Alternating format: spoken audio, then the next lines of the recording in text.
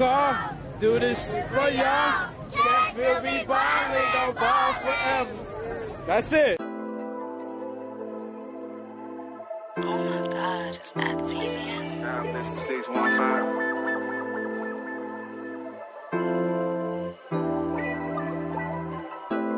Now East and South, West Side we callin'. Baby from the top to the bottom. Yeah, I'm right off of Charles. She from Joe Johnson. Nashville be ballin', ballin'. I'm in Georgia Core, cushion my cigar. Running longest mission, Charlotte. Sixes on my car, do this shit for y'all. Cashville be ballin', gon' ball forever. Forever, forever. 30 racks ball, or 40 racks ball. Like all I know is ball. They say I'm honorary. Right here on 40 block, a 40 piece from Rocky. I'm finna catch a flight, and feelings trail tonight. I fire back the light. Who shot and wanna ride with me and go to after hours? They tryna send 100 P's and smoke the city out.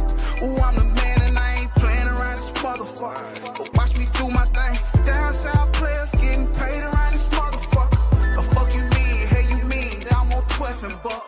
I'm copping pieces for the team. I'm in Slim and Hustlers.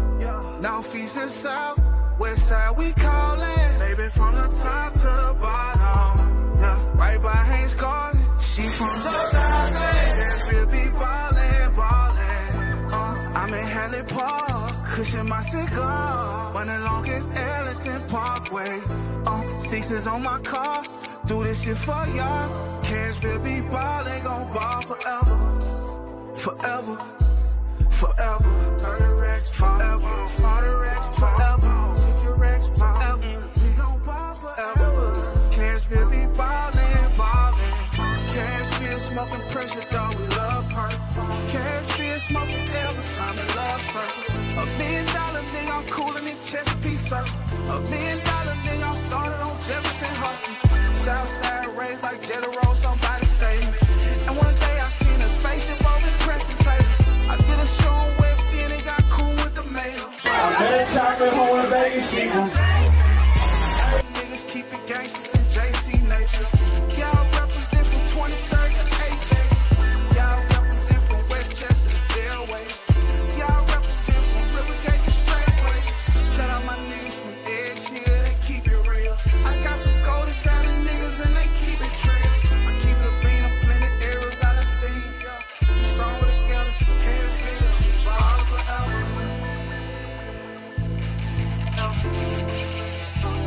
We gon' ball forever. Say I'm on it. Cashville be ballin', ballin'.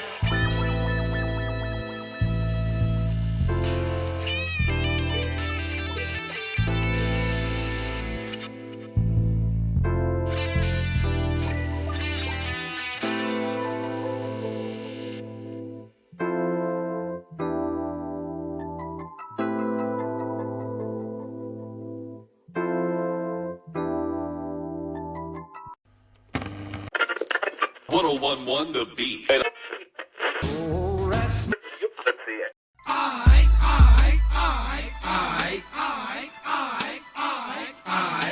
None at all. We got it. I love the shade. Black women. Shade.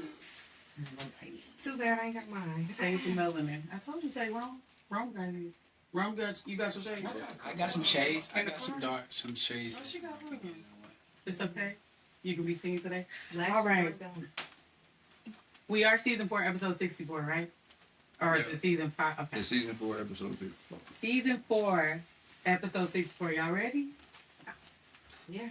Y'all ready? All right. So welcome, y'all. This is Des with Contextually Speaking. And as you can tell, we're a little different up here today. However, you know my boys are not far. They are not far. But today we have a special episode for you. We're about to kick off before Women's History Month, aka March, with a beautiful panel. And so before we get started, we always have a few things. We always say keep that in context, but y'all don't know that.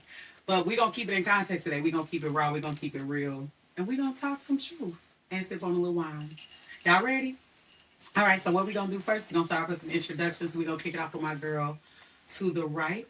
Go ahead and introduce yourself. Tell us who you are, what you do, and what vibe you bring tonight. My name is Cece. I am an artist. Sexual chocolate.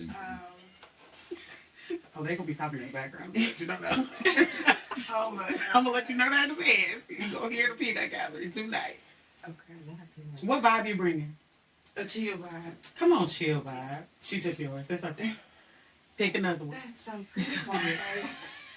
No, for real. Anyway, Chill shit. Kim. What's up, y'all? Big Kim, not the little one. Big Kim, not the little one. Okay. Anyway, what do I do? What I do is pretty. What do I do? Framework. The vibe I'm bringing tonight,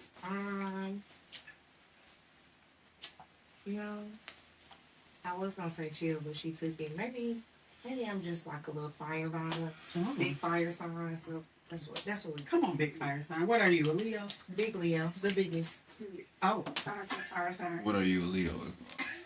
What are you, Like she ain't know. I love that one. But that ain't her friend. Hey girl, what's up? She ain't know. Hey girl.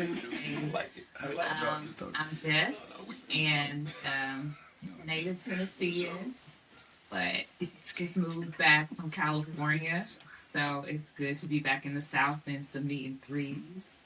And I'm 40. No. Ooh, big 40. Yeah, don't you? And I'm Not at all. And I'm bringing sage vibes. Okay. Yeah. Sheesh, man, we need that. It is. I am Woo. What do I do? I always like to preference that I do me. That's it. I don't like to talk about titles and letters and none of that. I just do me. I'm a whole experience. Period. The vibe that I am bringing is authenticity. So I got for you. Okay. And my last, but certainly not least. Hey everybody, I'm Brianna. Hey, Brianna. I am a native Memphian, and I'm visiting down here from Virginia. I'm a travel nurse. That's my girl. The vibe that I am bringing is Oh, period. Period. The bougie friend. Come on, bougie friend. Very valid. So as we always start off our show with a top five. Top five. Top five. And so we Cash that been night. You the host. I am. You said the moderator. Sorry. I said how do we always start, fellas? Put that in context. If you don't, You never know what's next. Yeah, don't play with it now. I can't leave them out. I told you they're gonna be talking. They're gonna get on to me. So top five, y'all. So here is the top five question. We're talking about relationship scams. No, not scammers like he's getting your card and spending your money. That's not what we're That's a talking scam about. too, though. That is a scam too. We are talking about what belief did we romanticize that cost us the most. So I'll go first to kick it off because I want to make sure we all know how the vibe is being set. And I'm going to be real. My first belief was thinking that just because I was having sex, I needed to get married. I was in the church. That's all I'm going to say. And so I got married very young because it's better to marry than to burn lust. So that's where I was. That was fornicating, girl. Real bad. Get those. Real bad. well safe. I'm telling you, I put those on. Trust me, put those on. Those for you. Look at you. Listen, I got you. Listen, Now she's sturdy. Look at you. Crazy. Hey, You gotta get your posture together. Water, huh? I think my second one, I'm going to go through them real quick. I'll go through them real quick. Usually we do the top five. I was like, Yeah. I thought we was close. You want to collaborate with us? We collaborate with the five because we got a lot. So that's my number one. Who got one? Mine would be struggle love. I feel like that is like something that we have always been told, like you got to go through the fire to get to the other side to have this beautiful love story. So that to me has always been a scam because no. What struggle up though? Like that you gotta deal with a lot of Speaking toxicity to the mic, before. Oh, Yeah, yeah, that's what that really was the then you gotta deal with You want to get excited, so you go like, this what it is. that you gotta deal with like toxicity before getting to like the happiness, the love and happiness. Like you gotta go through the fire, like there's one thing to go through the ups and the downs. That's different because it comes with all relationships. It's nuances of relationship, but that you really have to like fight for love. No. Yeah. So that's been a scam. That's a big scam. I think mine is you're the woman, you can't be the breadwinner. That's a good. That was a scam. Now, as an adult, that's definitely a That's definitely a scam, though. And even if it's not stated, there we go. That cannot handle that. Even if it's not stated. Okay, that makes sense. That makes sense. Just stay in our house. What happens in my house Listen back. stays in my house. Yeah. So if I'm paying all the bills, and you a stay-at-home dad, Which is happening. if that's working for us, let it work. Right? I feel like that's your dynamic. If that's your dynamic, that's your dynamic. And the reality is, in our community, we have a lot. Women are going to school more. They're completing more. Not saying that we're not necessarily making all the money, but it is sometimes unbalanced. But I feel like the reason that it is unbalanced is because of how society has viewed men as providers. And when we talk about providers, they don't understand like all the avenues of all the ways in which they can provide outside of financially. There we go. There we go. We need more than money. Okay, that's just one That's part valid. of it. That's Like, valid. I do think the provider and being provided for financially was something that is an older generation thing. Because to them, if I make the money, I'm the breadwinner, I'm providing. But I feel like nowadays, or the new generation, or not even new generation, because I'm quote unquote millennial, and I feel like I need to be provided for, like mentally, you know, not more than just yes, I need more than Psychologically. I need more than just money. So there's more avenues to the profess, protect, and provide. For sure, Here. for sure. For sure, I look. Who got another top five? I think relationship scam is just because you have kids with somebody, you gotta be with that person. Like y'all gotta get married. Y'all, you pregnant now? You gotta get married. Oh no, ma'am, no sir, no. What else? I'll tell you. That's gonna be our stand for the night. Well, Saints. I think that's the biggest scam because I think that so many people raise their kids in unhappy households versus just being happy separate, that it ruined their kids. And ruin is a big word, but yeah. It can ruin them. It run It can ruin them. It ruin. the child. Who gonna bring us on? I think mine is more like with you. Grew up in the church, so you know you gotta get married, you have kids and all that. But I think the times are just different. Women have different goals. We don't want to be housewives, and I mean some people. I mean, I wouldn't. Right. But you know what I'm saying? Like we actually want to aspire to do some things and be active rather than just being a mother or being just known as a mother or a wife. So I don't know. My views have changed as I got older. That's real. Because at one point, that's what it was. Yeah. But then as you experience stuff, it's like, all right, everything ain't good. You know, everything ain't green on the other side. So I think, you know, I'm still Figuring it trying out. to see which side is better. But you know, as we talk about different things, that's definitely one of the things that I feel like is you don't have to get married and have kids. You know, not always have your own path of things. So Okay. Biggest scam that life has sold me.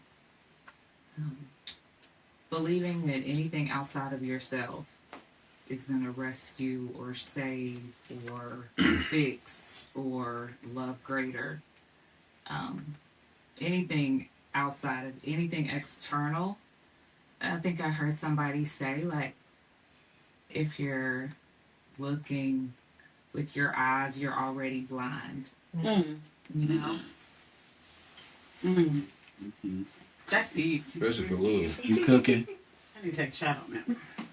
Let's go. Not because, but because I think that's true. Like, what I'm realizing, especially as a parent, to piggyback off what you said, is like, I'm trying to do better for my daughters than what was done for me. Yes. So I sought external validation, whereas I'm trying to, that's where the affirmations come from for my children. That's where I'm being more of a gentle, quote unquote, gentle, positive parent, if you will. Like, I'm really trying to reparent myself as I'm parenting them appropriately. So when you say that, that's the first thing I think about is like, I looked for love outside. I looked for someone to validate me. I looked for all that. And I'm just now learning at almost 40 how to do those things myself. I don't want them to repeat that cycle. I want them to know they can affirm themselves, manifest what they want, that they can go get it, and they don't have to be ashamed, and they can be proud of who they are, what they look like, and how they show up authentically. And I feel like that's where what you're saying, like that's how it comes off for me. It's like that's something I'm really, really working on because I got teenage black girls, one about to go to TSU in the fall. I'm trying to make sure that she doesn't repeat those things because I see how far it set it personally me back. You know what I mean? I would even challenge that though, just a little bit, because I feel like that's also an external validation as well. Because if they turn out, if you try to teach them to do better by setting the example, if they reflect that, if they turn out that way, then it validates the work that you've done and what you consider to be good or great. Like in my own journey of parenting, I just always tried to be the mother that I knew my kids needed, not the mother that I didn't have or the experiences that I didn't have because they are not me. And so I'm always who I'm trying to change for is like the little kid that lives within me that's always popping up and popping out and popping off at times because of being triggered and whatever. But I always try to be the mom that I know that those girls need, and they each need a different version of me. So I'm not going to always show up like better, right? But I do believe with each generation, everybody's supposed to do better than those who came before them. So they're going to always, no matter how knee deep in this work or how intentional you are in this work, you still gonna fuck up. That's real. That's real. And that's what they gonna remember. Yes. Oh, okay. So cute. Are we allowed to curse? That's what she said. I said here. I was like, let's girl, listen. The expression. Listen. I got a little girl that every time you curse, she say, "You owe me $1." So. Mommy, you said a bad word. Yes, so you said a bad word. So I'd be like, can I say that? Like only within this. What did you say? Only in this. My child will rack up quick. Okay. So have these scams left us like spiritually empty in a way? I don't think so because again, I recognize it to be a scam. So it's not necessarily that this is what I'm looking for, but this is just something that people around me or older generations have done. So personally, it's not something I'm doing. So I don't think it left me empty, but I do think it left me on a different search that people before me were on. I was empty spiritually. I was upset. I was let down. So I'll say yes to me. I think as a woman, I subscribe, as a young girl, I grew up in church. So I subscribe to the way. That's the way they told me. You grow up, you get married, you have a child. I already had a child in college and I wasn't married. So in my mind, that was already the letter A, On your chest. On my chest. I was like, and so because of that, I feel like I got married and I feel like I poured myself into, I did. When I mean I disappeared from existence, I have friends who would be like, girl, we didn't see you in 13 years. And it was for real. Because I was shown you cater to that man. You cater to those children. So much so that I had lost myself. So by the time I was evolving and getting older, and I went to a conference and this woman asked me, she asked everybody, she said, without your title of mommy, without your job title, who are you? And I couldn't answer that question. And that's what led me to go to therapy. That's what led me to really try to figure that out because I didn't know who I was. All I could say is, oh, I'm the mom of many. I'm a homeschooler. I'm a this, I'm a that. But those were titles that were given to me, but I couldn't say what I like to do. I couldn't say my favorite food, my favorite color. What I lost myself totally in my children and my ex-husband. And so that I was empty. When I divorced and when I started going through that process of separation, it was like I was emptied out. So I will say, yes, I was spiritually empty and had to be open enough to build myself back up. But I was for sure very empty, I think. I feel like same. Like I have that experience. Like whenever you go through something that's traumatic or you go through something that's real and it's hard, like you are empty out to like transform. That's where the first level of transformation takes place. Like I think some people get transforming and transition confused. Like there are things that causes us to pivot and transition, but there are real things that happen to us that causes us to transform. And in order to do that, we sometimes got to be broke all the way down. I had a similar experience as you, Destiny. One of my homegirls, I remember when I first started working for myself, and so I had all this free time. I didn't really know what to do with it. I had first put the girls in daycare, and I was calling everybody like, "Come on, let's go to brunch. Let's go do this." It's like on a Monday, and she's like, "Girl, we gotta go. I have to work." Everybody kept saying they had to go to work, and I had a moment like I just sat there like, "Oh shit." Like, just because my life has shifted and changed doesn't mean that everybody around me life operates the same way. And she was like, you need to, she said, who are you when nobody else is around? And I'm like, I wasn't prepared for that question. Because I'm like, she's like, even with your friends, not just with your kids, but even with your friends, everybody, all you do is serve people. Like, you know how to show up, you cater to your friends. Like, people come up to my house, I'm cooking, like I'm hosting, I'm serving. That's all I do. And that's all I knew how to do. And so when I'm ready to go, come on, I'll come pick you up, I'll pay for it, I'll do all the things. But it's like, no, I got to go by myself. And as I went by myself, I started to discover the things that I like and what lights me up.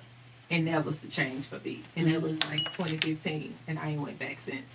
And you said, say it again, the difference between transition and transformation. I'm glad you said that, because I guess that's, you put into words what I was feeling while you were saying it, because I feel like I'm on the other side. Like, I don't have any kids, I'm a single female, so I feel like it feels like it's the bottom, or that I'm like spiritually, you know, what's the word did you use? Empty. Spiritually empty. But I feel like I have faith that it's also just a transitional portion of my life. So it's like, you know, all of that, like when you speak about it, it doesn't go like into vain, I guess, because I'm listening to you like, yeah, that's it. Because I'm like, it's gonna happen for me in a sense where things that I want to pivot in my life, and it just hasn't happened yet. And I'm just sitting and waiting, trying to wait on God. But I wouldn't say I'm drained, but I'm just ready for it to come on. Are you anxious? It sounds like anxious. Yeah. Okay. Yeah. But even now, are you clear on it though? Like, have you sat down and itemized those things that you truly desire? And like, where does that desire come from? And that's why I came. It's like, I know I still have some things to figure out, because for me, I am a nurturer. I like to give to my friends and my family. But then when I sit down, it's like, okay, what do you want to do? Like, what is your plans for today? Like, what do you need to get done? And sometimes when you ask yourself that, it's like, dang. Like, I do have other things than to around to everyone else. Like, I need to take care of myself, too. So, that's a big learning lesson for me right now as well. So, yeah. Hell yeah. Hell yeah. You gotta take care of yourself. I love, like, who should I see? Your first day out, and he's like, That's fire. you can't, like, I'm a fucking CEO. You cannot kill the CEO. If you shoot the CEO, none of this shit is gonna work. So, like, he was like real about that. I'm the fucking CEO of this motherfucker. This is not gonna happen. Y'all gonna go off the road before I do. And really know that. No matter who, your kids, your mama, your daddy, your granny. Kendrick Lamar said, I cut my granny off because she didn't see it how I see it. Yes, I'm people, notorious for that. look, all I'm saying is take care of you, take care of your health, and everything that you want to pour into other people. Find some way to try to redirect it back to you. Some kind of way. I don't know how it could, but like the same energy that's going out, like find a way to bring that back to you in a way that's not performative. Like, oh, it's so care, look at me. Like, no, but in a way that really fuels your soul, and like you feel like lit up because of it. You know what I mean? It's a feeling. And you mentioned cancers are sensitive or someone earlier. And I, well, it's cool leaning into the feeling because it's a super, because those emotions are telling you something. And it's not to like waddle in them or sit in them forever, but it's like, oh, you're visiting me. Oh, thank you. What are you saying to me? What are you, come visit. Like, let's share in this space. And whatever it's intended to get from you, like learn from it and thank it for visiting, you know what I mean? And see what it's saying for you. So leaning into how it feels, your body is very somatic. If it's in your throat, if it's in your stomach, if it's in your chest, really get embodied, feel those things and be allowed to, and like thank them for visiting, because they always are intended to tell you something. That was great. Yeah, you were. Say it, Saints. What is it? Well, Saints. Yeah. That was good. That was really good. I think because one of the things that I've noticed is, as women, there's been a collective, I will say, I don't want to say a general because I think there are mice numbers everywhere, right? Like there are outliers everywhere, rather. But I think as a collective, there are some things that society has tried to teach us, right? And there's some unlearning, I think, that from what I've heard, we've all had to do, that we've been doing. So let's lean into that really quick, talk about leaning in. What is something that you have had to unlearn? Something that was told, I know we have this conversation, our couch conversations prior to this, but what is something that society showed you, maybe that's your parents, that's your direct whatever, that you are now unlearning or have unlearned or maybe need to unlearn because we're still in that space? Riding in the car with the lights on, you gonna go to jail? Come on. That's what they there for. Hey. Come on, you gonna go to jail. My mama did used to say that. You better turn them lights off. I didn't tell my baby dad. Baby, the police after us. Come on, turn the lights off. Turn them lights off. After us. I wouldn't say Hey. Let them know. I know I feel like somebody's watching me. all throughout high school, my mama always told me, like, her biggest thing was independence. And so that was something that was instilled in me. And until about, I say the last maybe 5 or so years, I have always been very independent. Like, no, I got it. No, I got it. You need it, I got it type thing. And I'm just now learning that independence is not always a good thing. Like, it's okay to accept something from somebody else, even if you don't quote unquote need it, but or think that you need it, you probably really do need it. So that independent mindset of, oh, don't ask anybody for anything, just do it yourself, get it yourself kind of thing.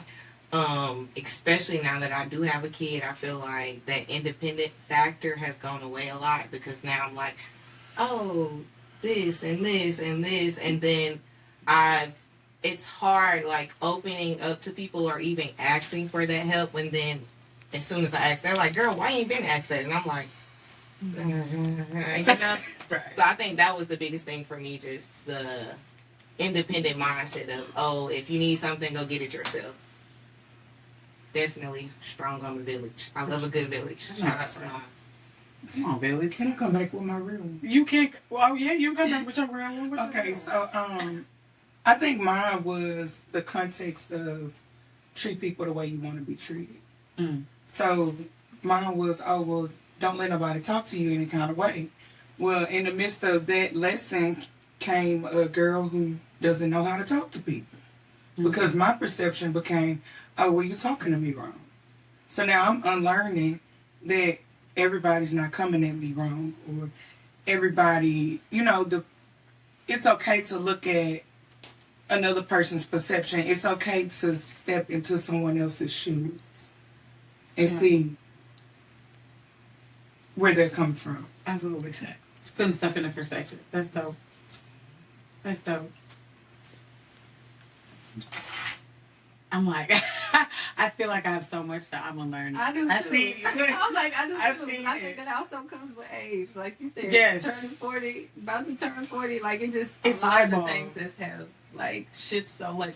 I think one of the big things though that it's okay for me to get upset. It's okay for me to be angry. I feel like society has always tried to contain women's anger because it's unladylike, or we deem to be difficult, aggressive, Angry and black all of woman. these. Yeah, the angry black woman Yes. thing. And so it has always been very challenging to, well, not necessarily for me because I feel like I ain't really ever have a problem with it, but accepting that other people may have a problem with it has probably been the challenge for me. And the other thing would be this whole concept of finding your peace, as if it's something for you to search for when it's a gift that's already given unto you. Yes. You just gotta live in it. Yes. I'll say. That angry black woman spill is so real. Like, I work in a job where we're fully remote, so we're not in office. All they know is the conversations that we have on Teams, or, you know, in meetings where they camera not on, so they don't even see me. I ain't got a picture, they don't know who I am. But for years, I've been at this job 5 years, and there's been multiple times where they've had meetings with me where I've just been direct, but have been labeled as the angry black woman just because I'm being direct. And it's not even that I have an attitude or anything. And so that was one thing that I had to, I wouldn't say like unlearn, but learn how to deal with the stigmatism Around being direct. around being very direct and being labeled as the angry black woman because I am direct and because I'm not sugarcoating or, well, jolly. I mean, I don't know. But You're I jolly. think What do you mean? I am, but if I'm at work and I'm in work mode, there's no, yes, I'm working. Y'all like And all it's- my friends. thank you. And it's not even that you're not my friend. It's that This ain't not what I'm here to do. I'm trying to get a job done. That's like, right. if I'm getting my job done, all that jollyism, I can. Moral of the story, I have to learn to put a smiley face after everything I say because clearly No, I was just too direct. Or get aggressive because we like to use our hands. That's the thing that needs to be unlearned, because you don't have to do that, but also you can pull a them on them by crying. Start crying. Like, you You're gonna tell her she's bullying you to go to HR. This is harassment. Listen, I can't. This is I discrimination. never, no. That's why I said I don't have a professional nothing. I'm like, because I never knew how to code switch. I am who I am, and I'm gonna be that in every space I go in. Even working in corporate America, they call me woo. Like at school, they call me woo because this is like my preference of want to be called. I don't need to be called by this thing my mom gave me because it didn't have no real meaning. But at the same time, like, I'm gonna be myself in every space. Either you gonna like it or you gonna love it. Yeah. Them your only two options. Yeah. I feel like the more I become myself in my workspace, the more I have problems. So I've learned to try to figure out the real stuff. You know, because I am one of 3 black people, so to my people.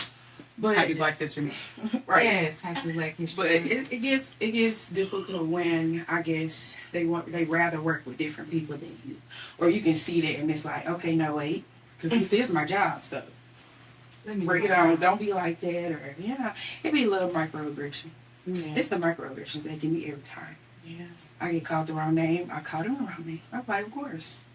Karen. Oh, I do that same thing. I remember being in corporate America, and the president of the company, she came in, she was like, I like it. She's like, oh, I like your hair better when it's straight. I said, I probably like yours if it was more up to date. It's giving Peggy Bundy.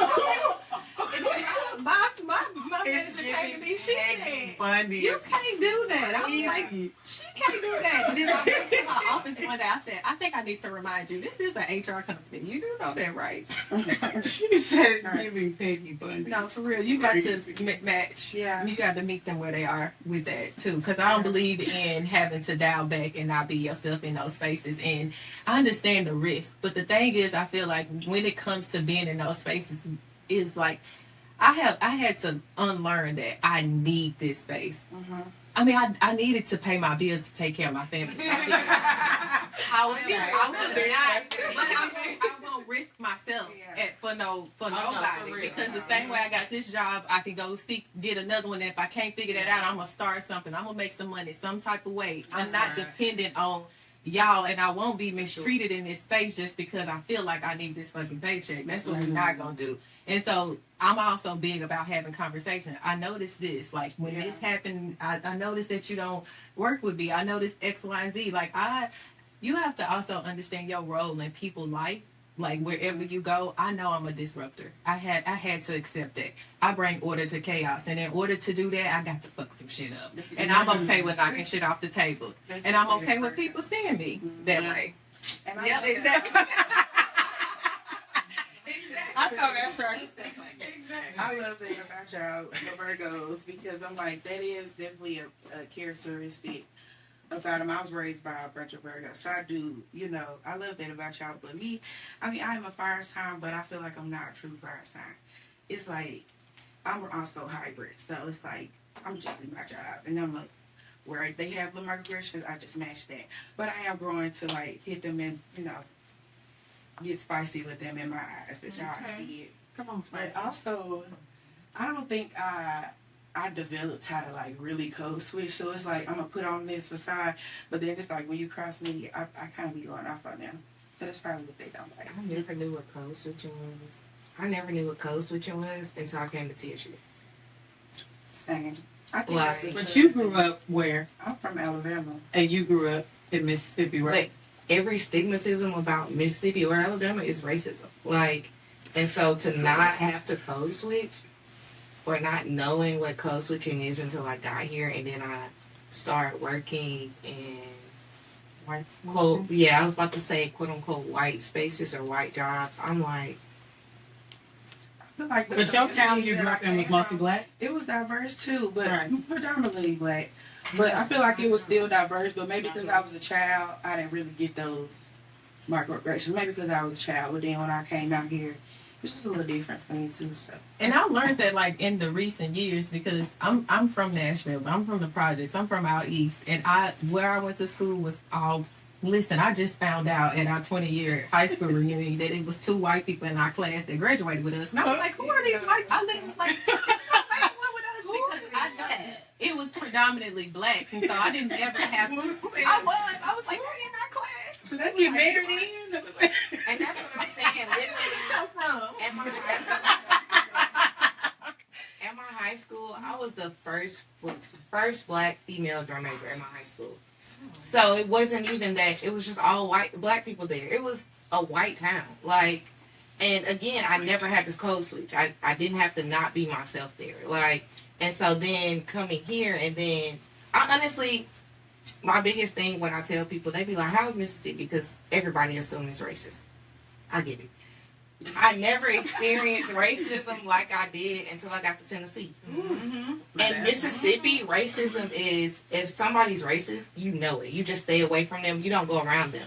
When I got to Tennessee, it was racism on a level where people smile in your face and then talk behind your back. Like, it was that kind of racism. And I never experienced that till I got here. Yeah. And so, again, I never had to code switch till I got here because back then, they was racist. You just stayed away from them. Like, don't talk to them. They not gonna talk to you. But here, they'll smile in your face, and now you gotta act the part, and it's. So going back to what you were saying, Destiny, the biggest lie I guess I was sold, a false belief system that I needed a religion to find God. I needed to be a part of a church or institution to be led to my higher self, and that is a myth. Crazy myth. Yeah. What the kids say, clocky. Yeah. That's real. And then while you're there, you said you learned how to be a wife. That's where you should be learning the way. You know what I mean? You were like, I learned the way to be. I'm like, okay, you about to say the way, the follower of the way, the attitude. Yeah, let's get some Christ consciousness. You got no, cheat code to us. right. You think we about to get some Christ consciousness, but they're teaching you the way of like tradition, and like we really have to like untangle that. Because we are not like breeding taking like black women and you're breeding them in this area to perpetuate what? To discuss who? to bring people closer to what? Yeah. And meditation was easy. Right. So a lot of the practices that get you really closer to who you are outside of these systems are dubbed evil, you know? But like everybody, yeah, but on the other hand, I was born and raised in the church, Baptist, so I'm not going to say that I didn't grow up with my big mama and stuff, because the faith part of it, I love. It kept the faith and the community and how we gathered And the music. and the music, the frequency, the syncopation, everybody in unison, agreement. Yeah. So that is not lost on me, right? I'm not like saying forget that part, but like I do want to emphasize that there are so many paths to God, and I think we lose sight of that when we are so focused on the religiosity of it all. Is it religion or is it relationship? With what? With God? She's saying is it your relationship with God? Relationship, yeah, but I think relationship and religion are different. You know, like your relationship can be wherever, whenever, and it's an internal thing, right? We were talking about earlier, it can be in my closet, it can be right now, even with all y'all, for sure, right? This is a type of relationship, and that could be considered a religion. This is, we are gathering and we are on one accord and we are talking, right? But 2 or 3 of them are gathered, right? This could be considered. But yeah, we gotta, I think, untangle our association with God with religion, like even the major religion, even Christianity, Muslim, Islam, you know, even the Judaism, like all of that. At the end of the day, they're all great, you know, great ways to hear like faithful people and stories and times of our people. But like, they ain't stop making profits. You can meet God anywhere, anywhere. God is not like subject to a particular, in my experience, a religion. So it's much more about. So that's a Yeah. I think one thing that I'm unlearning is relationship dynamic. Like, and we hit on it a little bit, but even now, someone who is married for more than that, I guess, quote unquote, the average time. So I was married almost 13 years, had children, did all the things, got divorced, and thought about all the other things. Like, can I date? Like, there were things that as a grown woman adult, I was like, well, how do I date? Like, I don't even know what that looks like. How do I talk to a man? How does a man talk to me? Because my relationship was abusive. So it was emotionally abusive. It was physically abusive. So I was rebuilding trust, communication. I was walking on eggshells. But what was one thing that I had to relearn was I will no longer be the martyr for anyone. I'm not going to be the martyr for you. In my marriage, I was the martyr. And people, when they found out that I had left my husband, which I left, they said, oh my gosh, y'all were just so, feeling like perfect, or I can't believe it was like this. And my response was, I make pain look good. Like, that was the response. Like, I covered up. And I had to tell my sister the other day, I was telling her about a situation, and I said, my one mistake when I was married was that I didn't tell you the truth when you asked me. You asked me the truth multiple times.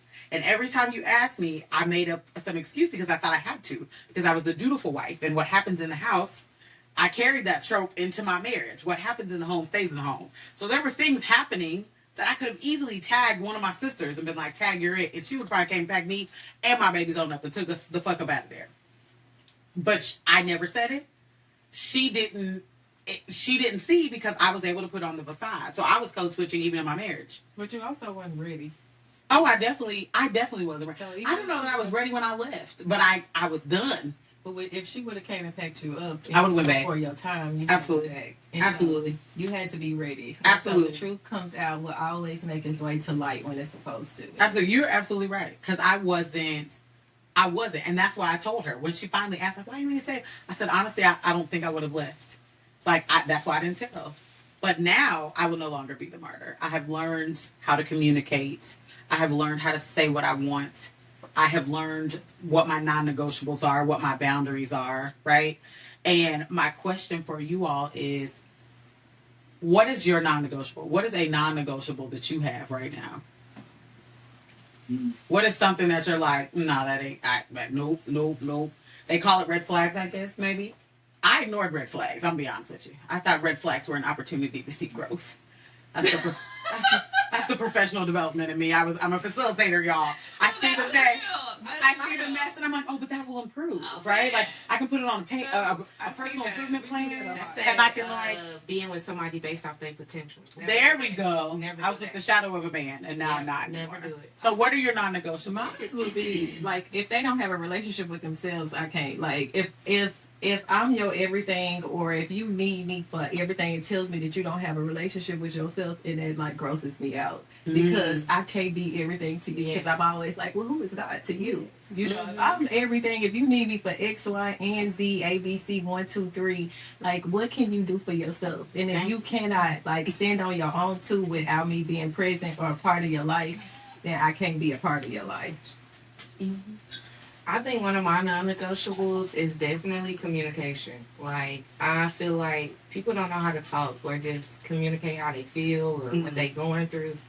And I think as people, we have been taught to just suppress everything, especially men. I think men are taught to suppress their emotions, not really feel anything or talk about it. And I'm big on communication. I need you to let me know what's going on so we can know how to move, okay? You're my question asker. You gonna ask them questions? I do. I'm very inquisitive. I ask 100 questions. Like, are you sure? Do we need to talk about it? What's going on here? Like, that is very much so me. So if I'm asking you these things, you need to communicate with me. Let me know so I know how we about to move. And if you can't do that for me, then yeah, that's that. So and lying for sure. For sure. Those two. I can work with anything else. For me, is if you can't arouse my mind, if you can't engage me mentally, you're definitely not going to engage me sexually. Like, I'm going to be dry as dirt.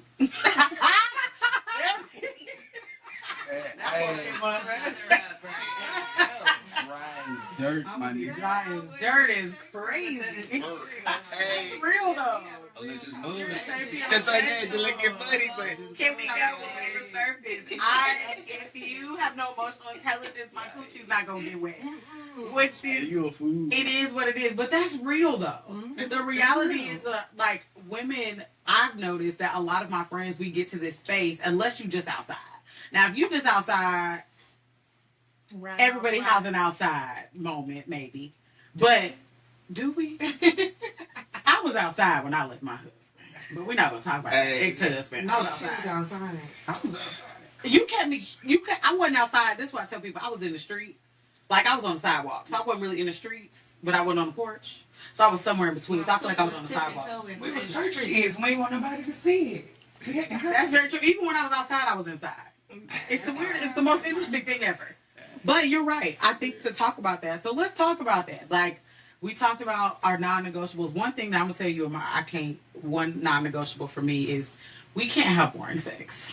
I realize. That's boring. I was going to say, what's boring? What is boring sex? Well, first of all, I got facts. First of all, here's my disclaimer. I said this on Media Show. I have 5 kids, 5 children. That means that there was a man who thought that I was sitting on gold. It's so much so that he decided to put 4 of them in me, okay? And because of that, I have a proclivity for nastiness.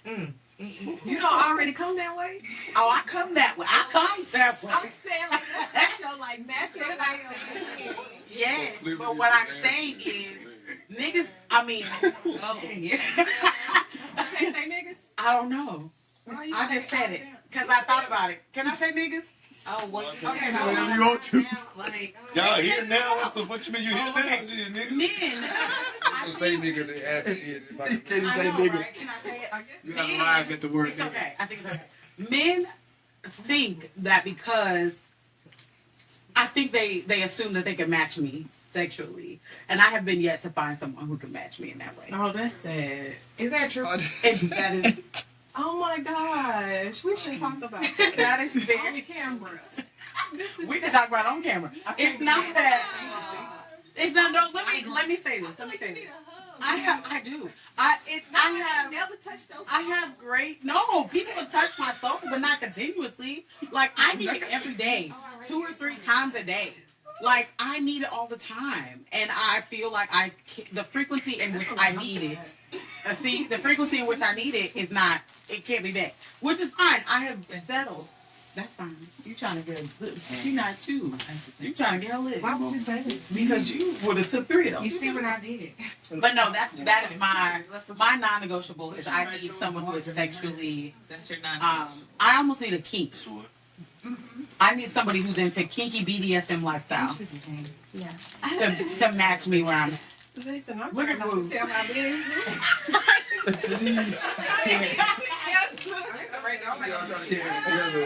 You getting it together.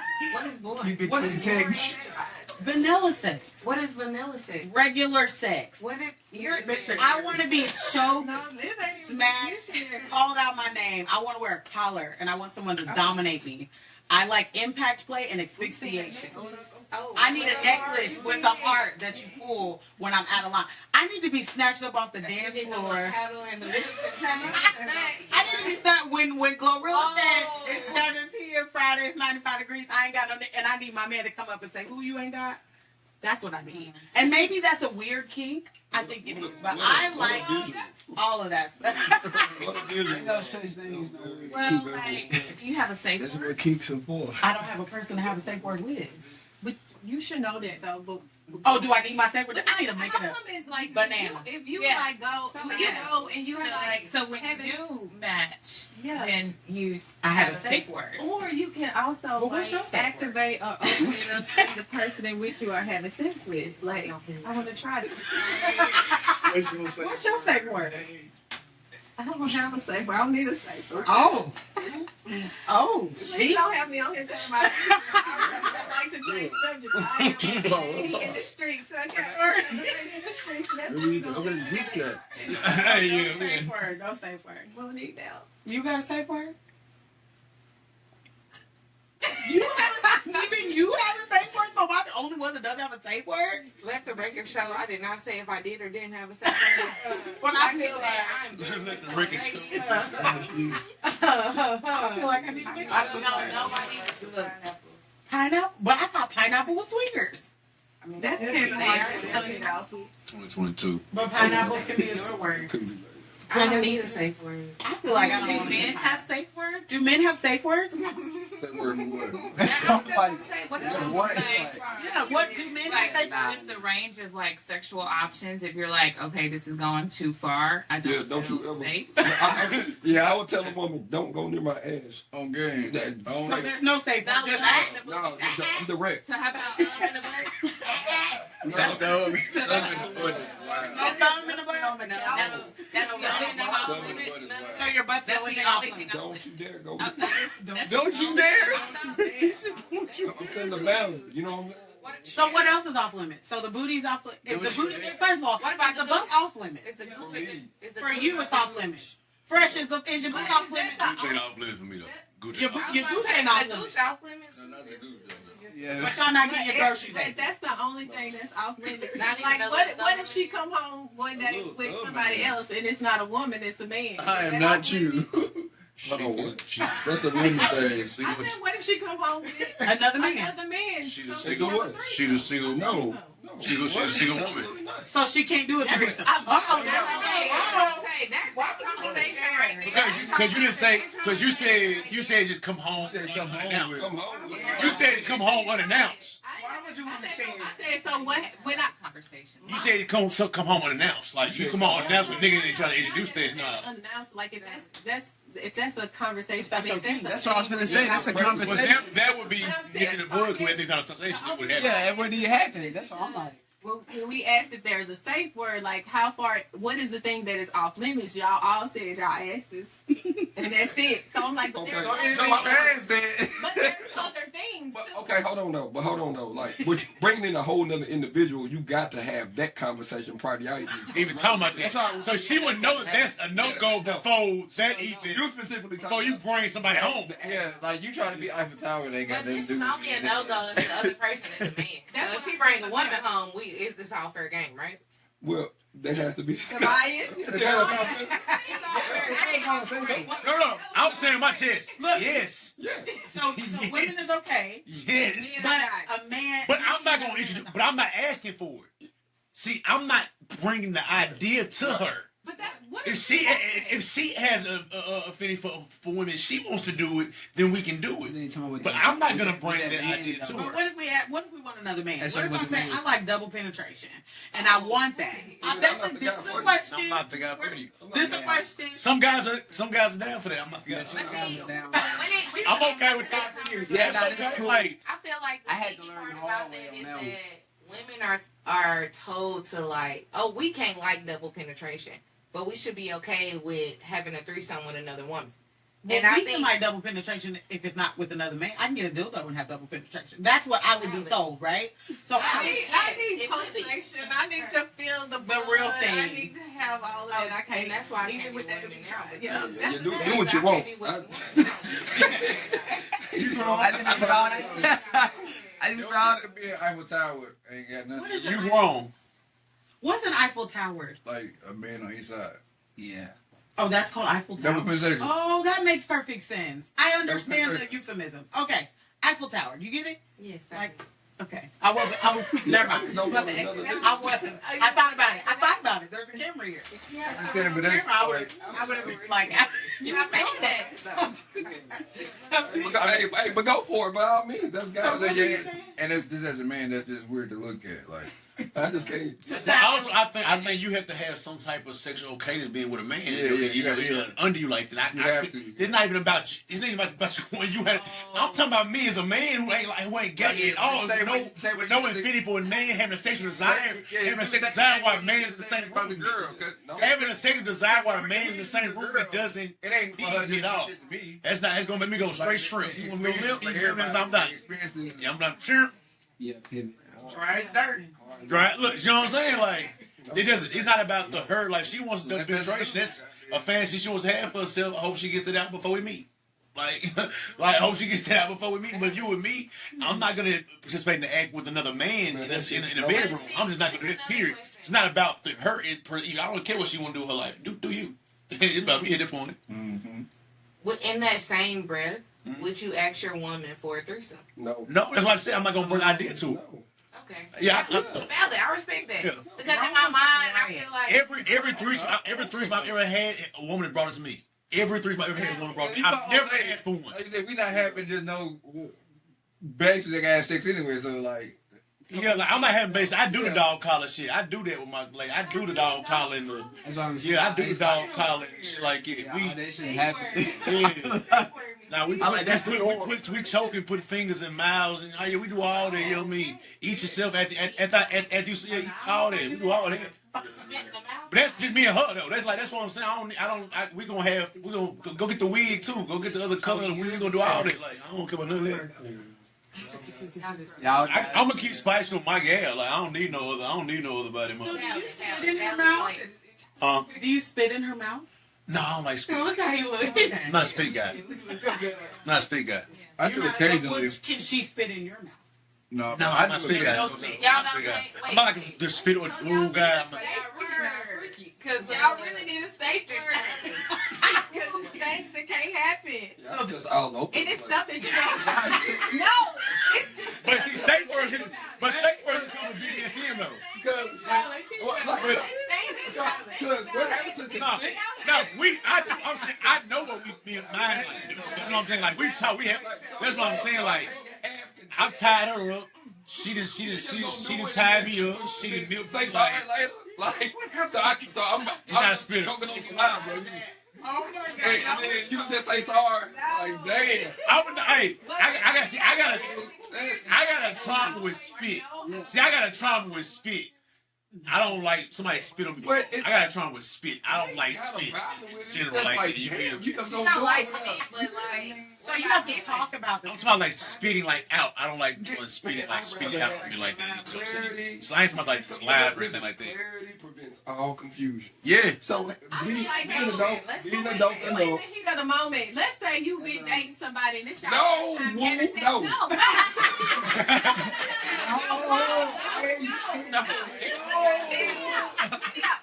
Hey, that's next episode. I think that's episode. That's next episode. Dating somebody and then like the heat of the moment, like y'all just go into having sex, like y'all ain't had an opportunity to talk about things. I'm not saying you have to accept any of those things or do those things. I'm saying it still requires you to have safe words because there are things that are off limits to y'all. If people, let's say the person you're dating is having wild experiences out here, how do they know that these things are off limits with you? Okay, and you all right? So you giving me head, and I just shove my dick just straight up through the back of your throat, and you just choking and shit. That sounds normal. But that sounds normal. Like normal. That sounds normal. That's normal. No, but what I'm saying is like before y'all, if you date this person. I wouldn't be in it if I didn't consent. I feel like the first meetup is always just. It depends how comfortable you like. I think it depends on how comfortable you are with that person, how long y'all been dating, how long y'all been like. All those things mean because conversation been had by that point. That's what I'm saying. That's all I'm saying. Conversation been had at that point.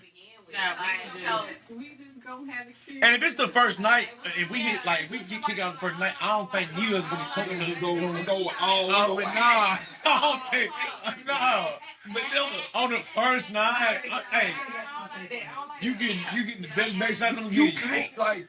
You can't give it all on the first meetup though. That's what I'm saying. I'm not doing it like just out of self-respect. Like you just ain't gonna do that shit. Like you gonna be mindful for the other person's boundaries at least, unless somebody tell you. Yeah, you ain't gonna do all. And I'm speaking from a person that don't do the certain drugs I used to do. The first meetup ain't no different than the last meetup. When I used to be on I don't do certain drugs no more with it though, so that changed life too. Like, They just wanted to pull the cards out. I'm saying like back in the day when I used to be on Molly. They said the first meetup was gonna be Back in the No, the first meetup I'm probably not having sex with anybody. No, we just think the first time you have sex. The first time you have sex. You're not giving everything the first time you have sex. Oh, like a date? No. Oh, Like your first date. Do y'all prefer private or public? No, somewhere mutual. For the first date, Somewhere like mutual. 'Cause I don't even know if I like you. It's gotta be. First time ever laying eyes on you.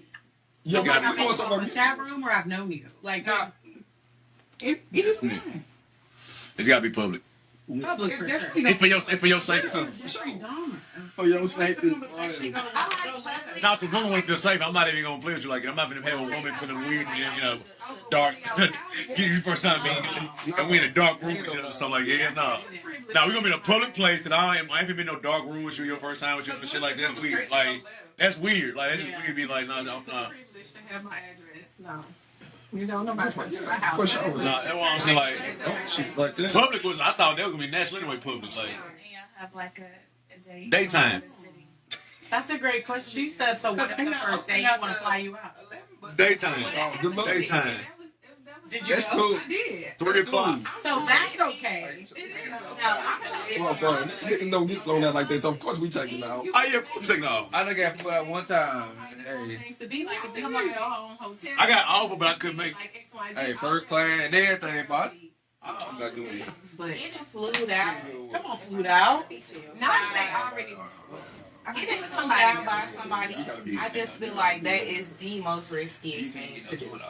On the simple tip, like, I mean, I guess if you got your own money, then it is what it is. If. But If. a lot of people, I was going to call them viewers. A lot of people don't have their own money and they be getting food out and then they be talking about women, y'all because know. they don't want to put out. And I That's dumb. it's just risky. Yeah. That's dumb. Personally, That ain't risky. That's That's dumb. that is very dumb to me. But a lot of people, like you said, they make their own terms. They come in with the mindset of they're naive or they want to be naive and they want to play dumb in the situation. So I feel like the getting flued out out has been so idolized nowadays that people are like, oh, I'm getting flued out, but did you know that you was gonna get flued out to be in a hotel bed all weekend? Like, and that's what I was gonna say. Like, because when you flued out, no, because is he giving you a separate room? Real thing. It's if you want it. Like it's options to that, right? You get to choose how you want to have this experience. Most not women just don't about choose that, though. That's because they don't know they can. That's the difference. thing. I think that is a difference. That's real. So I wouldn't make that decision if I feel like I don't have autonomy, like over myself and how I want to have this experience. That's very different. That's like, right. I'm not going nowhere and somebody is controlling the whole situation. Yeah, that's what I did. And I feel like that's where a lot of women fall at, because they don't feel like they have their own voice. And it's like, why would you even go if you don't have a voice to do what you want to do and when you want to do it? So they broke. And thinking about that, as you're saying, like, don't have their own voice, that makes me think about like, the conversation around like having a soft life and what that really means. I can't say nothing. I feel like I live a soft life on a regular basis. You live a soft. Do you live a softer life now that you are not married, or did you live a softer life when you were married? Okay, kind of up in the air. Okay, I think I live a softer life now that I'm not married, or that I'm separated. Anyway, so because like less responsibility. But I also, when I think about soft life for me, is I dedicate my life to like my routines, like the things that lights me up, or the things in the areas in which I thrive. And so like I don't play about my rest. Like I literally, when the kids leave, I'm doing nothing, absolutely nothing, and I don't feel guilty about it. I ain't cleaning up. I'm not doing nothing but making me some food and get back in my bed and watching TV and chilling. I answer the phone if I want to. I say yes when I want to. Like all of those things, but I live my life according. Yep, I say no and I don't.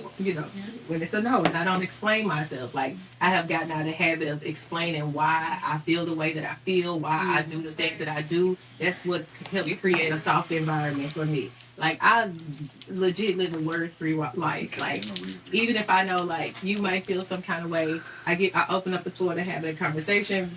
Even once we done, I'm done with it. Like it's over with. I don't like stress myself out about stuff that I have no control over and that I cannot change. And that's your definition of soft. Yeah. That's real. I'm well rested. That's real. I feel like I've had a softer life not being in a relationship than being in a committed marriage. Mm-hmm. And that was hard for me to process until I left. So there were things that I was able to do for myself when I left my ex-husband that I could not do when I was with him. Rest is one. Like you said, say no. A lot of what you said is echoed. And I'll even say take a trip by myself. Like the first thing I did when I left my ex-husband was take a solo trip to Puerto Rico. I had never been anywhere by myself. And when I got there, it was jarring because I realized I was so used to planning a trip for other people that I got there and I was like, and what I do next? Well, what am I supposed to do? Literally. So I remember, like, I called my daughters. I FaceTimed them to show them the room. Like, it took me at least 2 days to get out of mommy mode of, well, what am I going to do? So I went horseback riding by myself. Like, these are things that I had never done by myself. And so to me, that was a soft life because I was like, I get to go on a trip by myself. I get to lay up as long as I want to. I get to drink all these drinks that I want to drink. It was an all-inclusive resort. I got to just travel around Puerto Rico, and I had a great time, but I felt guilty in the beginning. But then I realized I would never have been able to do that had I was married. Well, see, I did that while I was going. Oh no, that's mirroring my experience. Just as a qualifier, I've been a single mom. Like my oldest is 17, right? So I've done that. Let go. Moved to California. Dad had like the primary custodial parent with stepmom and stuff. So that was jarring, but it was cool. And I'm back, and so I'm able to have the support role as a parent, which feels weird to my 17-year-old because that's mine. Right. Still. Right. But it's allowed space for me to figure out more of what I'm gonna do with my life, which is a really great like things that I've gone back to, right? And now I also have a 4-year-old too, so I went 17 to like 4. So then I'm still recovering from that. Yeah. And so then I was married. I was like, oh, let me try marriage, right? Like since I did the single mom thing, and it's like okay, and there's the marriage thing, and that brought its own set of things. You know, like oh shit, these women was out here for real. And I know y'all grandmamas, you probably think they was real happy and oh, it was granddaddy. No, I mean they were, but they were able to, you know, they were just able to. They ain't had no choice. They didn't have choices, so I was able to do that. And so, but Dad has my 4-year-old too. He's in California with that. Well, at first I was like, "Oh my God!" That my heart ached. Yeah, my heart ached. And let's just be honest, because it's that mother archetype, the great mother, right? That's mine. It's in my control. But like now, it's like, oh, I have space. So a part of the soft life is like making space, and not necessarily thinking that you have to do everything with that space. Like allow the space and the void to have its way. What is the quiet telling me? So that's a part of the soft life, like creating just space. And then what does space feel like in my heart and in my body? What things feel. So I'm learning how to like reconnect with that. And the solo trip. I just got back from Mexico. So I took a solo trip to Teotihuacan. I didn't pronounce that right. But it's where the pyramids are. Even these pyramids were before the Aztecs. So we're talking about 100 CE, right? Like ancestral ground, sacred ground. It's all by myself.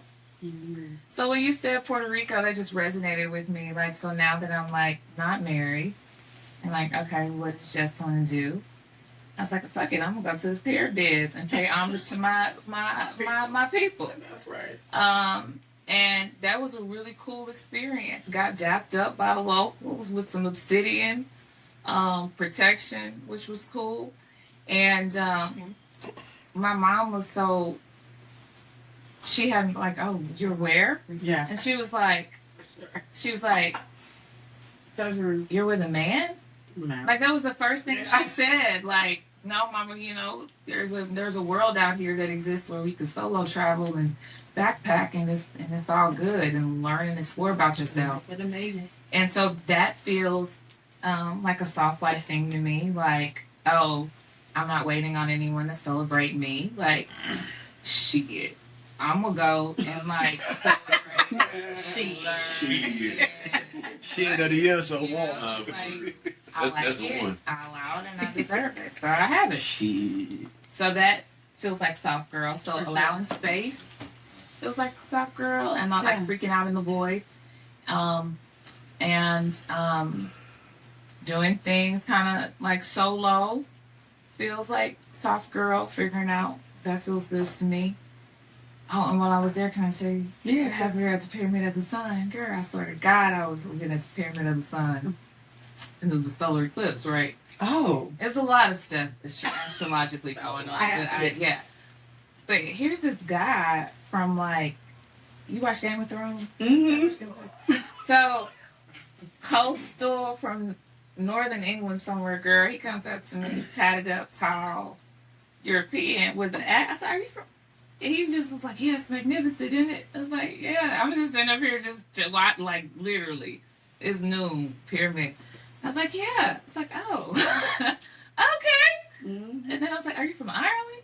You know what I mean? This is like a Scottish, I can get tall, tatted. Like, he was like, yeah, no, I'm just here. But I'm flying out back to Tulum in a couple of days. I have a house there, and it's in the jungle or some shit. I don't know. Like I was like, I don't know. We just exchanged Instagram.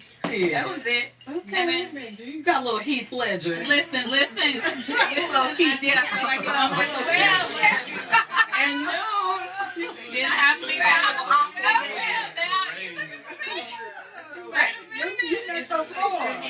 Tied to those. His name was Derek.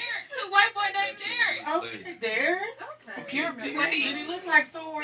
Can I show y'all? Yes.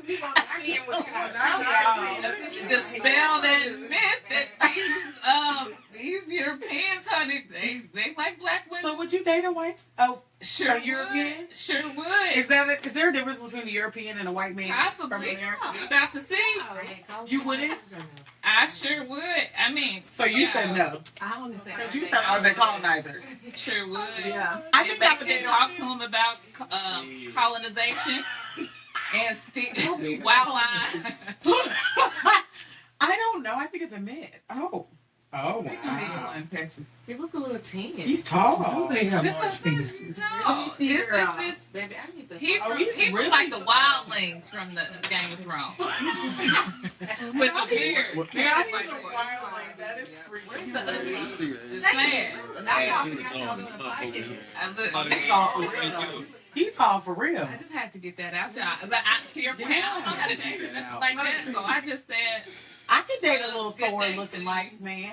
No, probably more Aquaman, but he's like Samoan, right? I feel like None of Aquaman. Samoans be fine. Yeah, I feel like I could date a Samoan. I don't know. Maybe it's a Scottish man. But I don't know if I can date. Yeah, but like, thank you.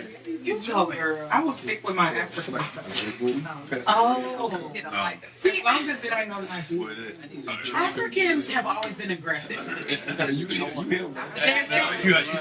No, they're from Nigeria though. So when she said I would talk to African men, just not Nigerians, I feel like that man, actually. because they when I was growing up, Africans were just they were aggressive. Granted, I was in the club, so I guess maybe that's a different like culture.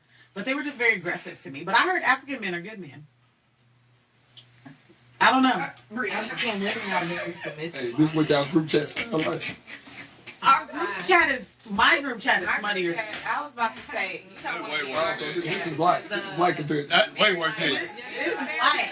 Oh, this is very surface. I'm on camera right now. They on camera, nigga. Baby, it goes down in the group chat. Yes, very much so. I always tell people, don't ever, if you ever look at your girlfriend's phone, just don't look in the group chat.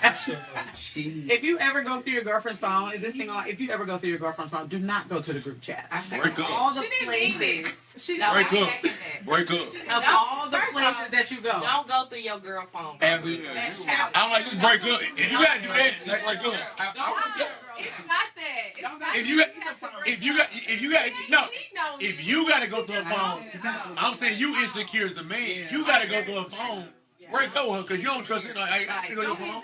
I ain't gonna put like that. be insecure. I just ain't gonna do it. I'm not going to your phone. If I feel like I gotta go to your phone, I'm That gonna be group with you. chat gonna have you take me through. Bro, what they say, if you That go group looking chat's for gonna it, give you me gonna sex. find it. If you looking for something, you gonna find something. Every time. You're going to find it. But don't go for my nigga though. Your feelings gonna be hurt. You was like, and then she said, I feel like I love you. Hey, and don't go through mine either. yeah.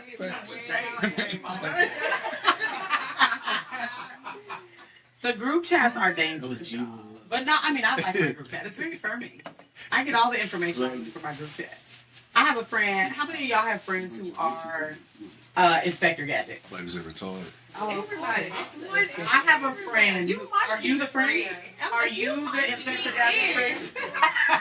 Niggas ain't got no gadgets. You are the Inspector Gadget friend, aren't you? So, Raby, she hasn't pulled up into my girl, right here.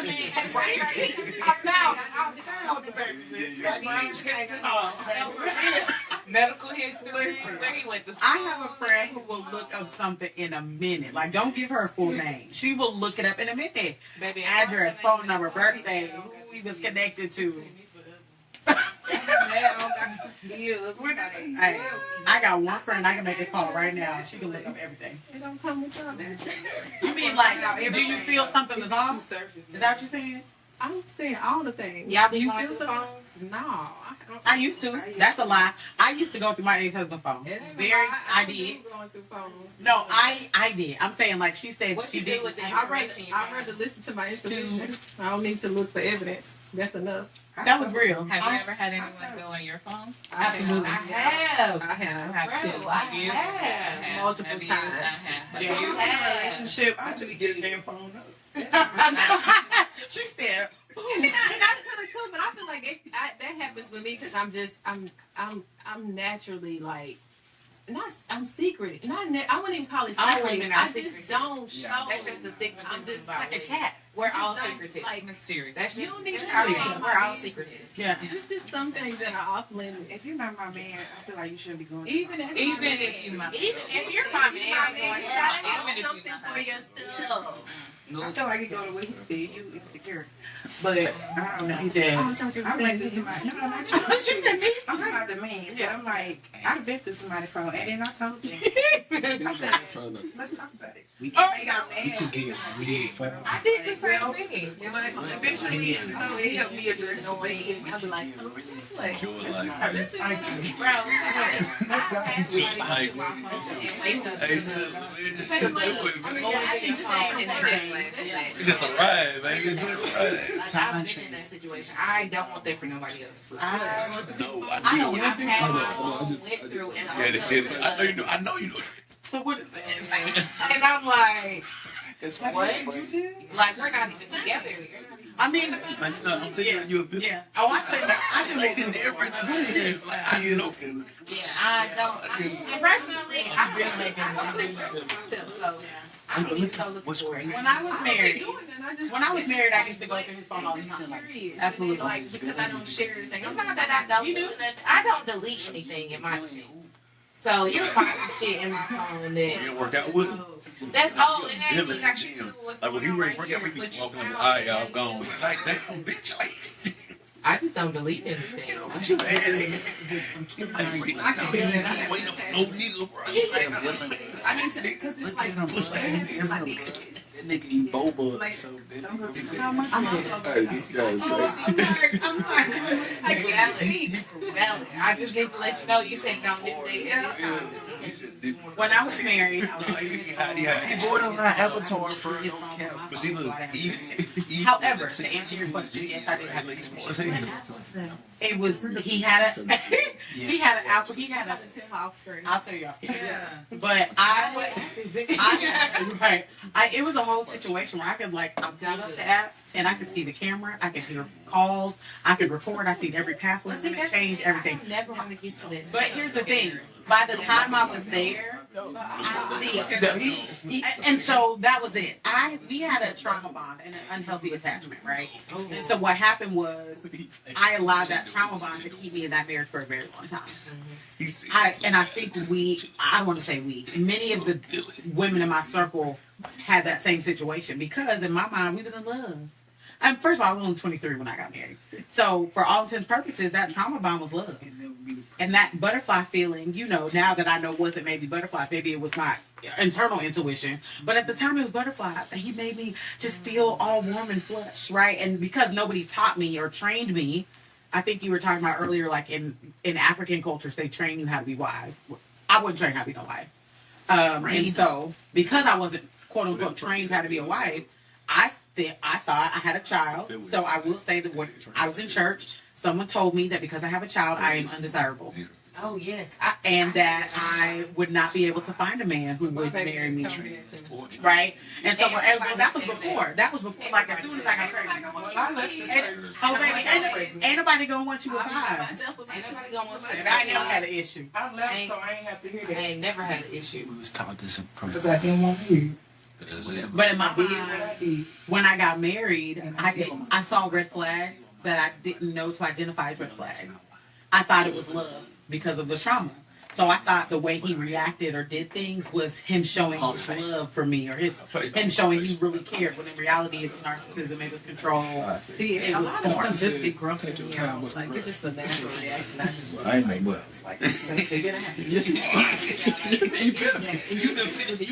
His poor behavior. Then I'm just disgusted by it. Hey, real quick, I'm so sorry to interrupt y'all. Wonderful conversation. But is it true that Jasmine Sullivan had better vocals than Whitney Houston? Whoa. So we not gonna do that. We not gonna do the That's crazy, G. That's wild, bro. We not gonna do the comparing because Whitney is the voice and Jasmine has a voice. Oh, whoa. No, I love love Jasmine Sullivan. She actually is my favorite singer alive. Okay, I love her. She got runs for days, baby. She can do some aerobics with her vocal cords. But we not. I don't know. We not up against Whitney. That's disrespectful. That's kind of like this. I don't know if it's disrespectful. I think it's also a compliment for Jasmine because, like, it's Whitney. We talking about Is it evolution of after somebody's better than fuck? I feel like there's always somebody that comes after. But not no vice versa. Like, yeah, I feel like it is. Okay, Jasmine Sullivan is a better vocalist than Beyonce. Absolutely. Okay. Yeah. Oh yeah, Jasmine's better than Beyonce. I don't. I mean, I'm sorry. We clip that up. We clip that up right there though. What? Jasmine's better than Beyonce. That's all I'm gonna say. I ain't gonna we clip that up for you right there. But it's blasphemous for me to say Jasmine Sullivan ain't like. We're gonna say vocalist. Competing with Oh no, I can't. I don't know that you can say that. They both have range. They both have volume. They both have tenor. They both have like. I think it's just different. Like Whitney was in a class of her own because she had that type of voice in her generation, her era. Yeah. Whitney Jasmine. or Brandy. Whitney or Brandy. Voice. Whitney. I said voice. I didn't say songs. I said voice. I would say Whitney still. Yeah, I think Whitney. Yeah, I would say Whitney still. Brandy, I don't know. I'm still tripping off her. That voice one. The Star Spangled. Yeah, Star Spangled Banner. It was kind of funny. It was fine, but it was funny. Yeah. She was like, see, it was like every other word. It was nice. She put the chorus together, but it was breathy. But that was her singing the chorus. Yeah. She had a whole like choir. It was like maybe 4 or 5. But you know how Brandy is. She got the chorus, but she didn't actually sing the song. She just was in with the Coco Jones or Brandy. Brandy, no, we not doing this. No, we definitely not doing this. I saw both of them live on the same tour. We're not doing this. We're not doing this. Brandy y'all might not like how she sung, but vocal about is real. That's a real thing, though. I agree with you, but I saw them both live on the same tour when they came to Nashville. So Coco has something to prove right now because she's new. It's not a caveat you're saying right now. It's not a caveat. How can you do the young and the old? I feel like that's the goalpost got moved fast. That was a fast move. No, I said I feel like she does have something to prove because she's very new and very fresh. Like Brenda is seasoned. So it's like Mariah. She don't get up and hit them whistle notes no more. She also lip sync the whole time, but we not gonna take away the fact that lady she got one or two was blowing and if you take away from the fact. Woo. Yeah, you can. She just can't do it today. So you can't do it today. It don't mean that she could never do it. It ain't about could never. We talk about totality of your life or your career. Hey, outside the trophy, you sing if you sing, you can't sing no more. Little Kim. We say what? Look. Trump. If I can't get paid, hey. He's throwing out. So since you asked us a question, you have entered us into the fire round. Does anybody else have any burning questions for us before we close this out? Is consent good on the men's side? I got one. Wait, what is it? Yes. Okay, wait. Consent is mutual, baby. We both giving this consent. You said is consent good? You know what? Let me tell you. What? Someone and you said is consent good on the men's side? Yeah, men can help. We both can men consent. Hey. Give consent and you got raped. Thank you. Regardless, no. If somebody said no, it's no. If we both said yes, Hey. Can I ask a question? What's happening? What's happening when you said no to a woman? Oh man. What have you been called? Oh man. What have you been ostracized? Man, everything under the sun. How many times you called gay? Yeah, that doesn't make sense. If somebody try to kiss you and you don't want to kiss them back and you say no, they say touch me. As a black person, don't touch me. I am traumatized. I feel like people don't understand the concept of being don't touch my baby unless I let you touch my baby. Yeah. And you'll be out and they'll be What are you doing? Who told you can touch my baby? Like, so yes, consent is very much valid. So when the aunties come in the bar while I'm working, they say, look. I told Aunties, because at my age, I feel like I'm considered an auntie. if the shoe fit, I'm talking about what age? Because we talking about a different generation. We in our 30s, so we can't. Y'all can't be aunties no more. Yeah, what does that mean? They're still in the 30s. What does that mean? You're not an auntie. You just older than me. You're just older. You just older for the kids. You're talking about like 56. If you talk to between us, 47 and 59. Okay. But I feel like that's the generation that try to keep us. They don't realize like touching is off the Gen limits. X. We're the off limits people. We like, I need my space. They don't care about this shit. They gonna touch I have been objectified, guys. Not that you can get this. Run them up. That's just like boundaries that we want to set that they don't agree with. Really? Like if I tell my mama don't do this for my baby, she won't. Now we in a way. Now that's that right there, baby. Hey, why I used to be vegan. Let's talk about it. Listen. I used to be vegan and my parents would feed my children. My father wouldn't, which was very interesting. So I'm glad that you got into that because mother wasn't real. And I think out of all the healing I've had to do, I've had to heal the most from the relationship with my mother. And just because I don't do it the way you do it, don't make it like wrong. that's a cultural thing more than too. one way to skin it. I hear that. African, correct? No, my dad was. Your dad's African. Your mother's Black American. Mississippi. It's a difference. It's a difference. It's a difference. No. It's a difference. I'm telling y'all. Wait. No, she letting you know though. It's the difference. Wait. It's the southern. Let's not even put that Mississippian in there. That's her part of Mississippi. Her part. I'm vegetarian. My mama very much so respects my boundaries when it comes to what I do and don't do with my baby. So look, that's that Memphis Mississippian because they up there. Well, my mama's not from Memphis. Oh, West Memphis. But my mom ain't from Memphis or Mississippi. She's from Nashville, Tennessee, baby. And the thing is, I feel like it's a cultural thing how Black mothers see themselves in the culture. Like we always have had to hold them on a pedestal, and it's like I'm your mama, and that's the only mama you got. I do not care. Yeah. I care, but I don't care. I don't care when it comes against when it goes against my values. It's so hard to critique the Black mama for the mistakes they made. It is. They refuse to take accountability, and that's really the problem. And to me, and that's what sometimes happens in parents, and why you see a lack of discipline on kids nowadays, because a whole bunch of parents still mad at their parents. How they treated them, and you ain't healed that. I mean, not the whole totality, but lack of discipline. I think it looks different. So because I have been told like you don't discipline your kids, and I'm like, oh, because I don't beat their ass. Is that what you do? Oh no, I don't believe that. Yeah. I'm saying, but it just looks very different. Yeah, for sure. I do discipline my children. Like there is consequences to their actions. For me, I feel like I'm gonna lay this shit out. You have a choice to make.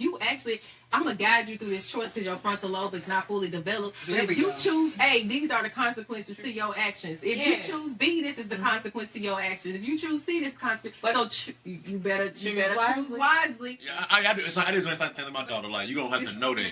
I also think when you talk about that, I think that's because we were raised by parents who didn't question their parents. But we're questioning generation. Like, we're going to ask questions. We're going to challenge it. So when we do parent our kids, it's a different concept because we're allowing them the space to be able to say, well, this, that, and the third, whereas we didn't have that space, or even our parents didn't have that space. Children are to be seen, not heard. That was the generation in which yes, of course it was. But it was I say, not as I do. Yes. So that's why when my daughter be like, can I say that word? It's almost hard for me to be like, no, you can't say that word when she just heard me it slip out of my mouth on accident. I'm like, well, I didn't mean to say that. But then it's also like, I also believe in freedom of expression too. It's hard for me to like, I think I parent very differently. I'm always getting side-eye in the way in which I parent, but my children respect me so much. But our generation, the way we do, because I think too, our age group, we're like in between the two generations. Like we're touching the tradition of the older and like, wait a minute, saying, wait, y'all, there's a different way. Yeah. Yeah. And we can say that because we experience that tradition, and so they will listen to us before perhaps they might listen to someone, 20 or something, right? Because we were under the iron thumb, old regime. right? Yes. So like we're able to speak to, and we're able to talk to the younger generation and kind of pioneer them forward with the understanding of a different way of being. So it really does fall like on our generation, like to kind of look both ways. You look back and say, hold on, wait a minute. And then you look forward and say, well, you know what? Not too much because there's some. So I think there's room for us to teach both sides to a degree. And then also, my mom told me I had a smart mouth last week just because she's like, well, I just worry about you. Well, Mama, I worry about you not having nothing to do, but to worry about me. You know what I'm saying? That's a projection. I don't want your worry. Right. Because what they do is they'll sit in their chair and worry from there.